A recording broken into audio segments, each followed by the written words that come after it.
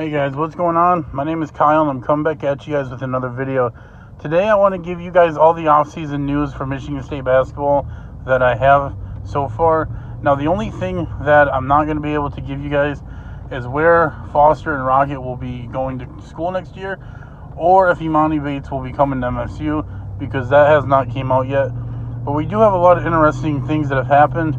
Also, Josh Langford announced that he will not be returning to Michigan State next year and using a COVID year. And he said that he released a statement basically saying that he will not pursue a professional career, but he will find out what's next for him. And he just said that his college career wasn't what he hoped it would be due to injuries and all that other stuff.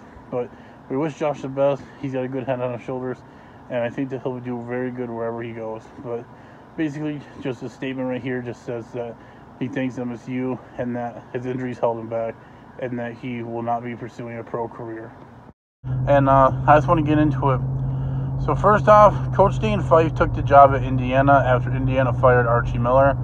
Archie Miller in Indiana was off to a very good start last year, and then at the end they just kind of lost control and ended up missing the tournament. Coach Dane Fife is a local guy here, and he's out of Clarkston, and he's responsible for getting a lot of the talent out of the Michigan area. Coach Izzo helps, having that name tied to Michigan State, but Dane Fife did a lot of work to get these kids locally to come here. Next up, we added Tyson Walker, a point guard out of Northeastern, and that kind of put us over the roster, and Tom Izzo needed to do something. But Tyson Walker is a very, very good player. Coming out of a mid-major conference, he was a runner-up for the Player of the Year in his conference, and he averaged like 18 points a game. So I'm very excited to see where this will take us. Next up, we have a couple transfers, and this is what needed to happen.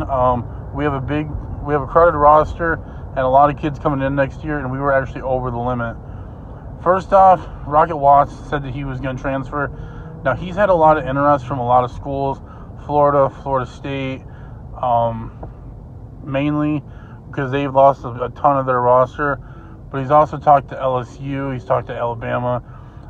So he's going to go to a high major conference and play. Kentucky, I heard, was a very big one that has joined in as of late. And I wish Rocket the best. He just, he just wasn't able to fill the role that Tom wanted him to play. And Tom wanted him to play two different roles at once. And he was just put in a bad situation. Next up, we have Thomas Kithier. Thomas actually transferred out, and he will be going to Valparaiso next year. Thomas is a kid I really liked. He started for us, but again, I don't think he is a big center. I don't think he's a big man. He's more of a 3 or a 4 in my opinion. And to guard these bigs in the Big Ten is very tough with Hunter Dickinson, Luka Garza, Kofi Coburn, etc. Next up, Foster Lawyer.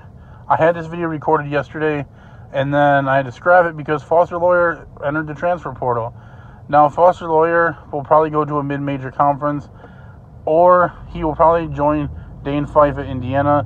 Dane Fife actually recruited Foster to come here, and he was high on Foster, so I could see him going to Indiana and being successful there. And then lastly, we have Jack Hoiberg. Jack Hoiberg transferred out. He will be playing at UT Arlington next year. A lot of people thought he was going to go to Nebraska and go and play with his dad, but he's going to UT Arlington. I think the overwhelming factor was playing time, and I wish Jack the best. Jack can actually play, but again, it's just the Big Ten Conference is so deep that it's hard for, players like that to be successful. We do have 2 open roster spots now. I'm assuming that one is for Imani, and then we can go and add somebody in the transfer portal. Also, Aaron Henry has declared for the draft. He will most likely be a second-round pick, but he could surprise a lot of people going through the draft process with interviews and workouts.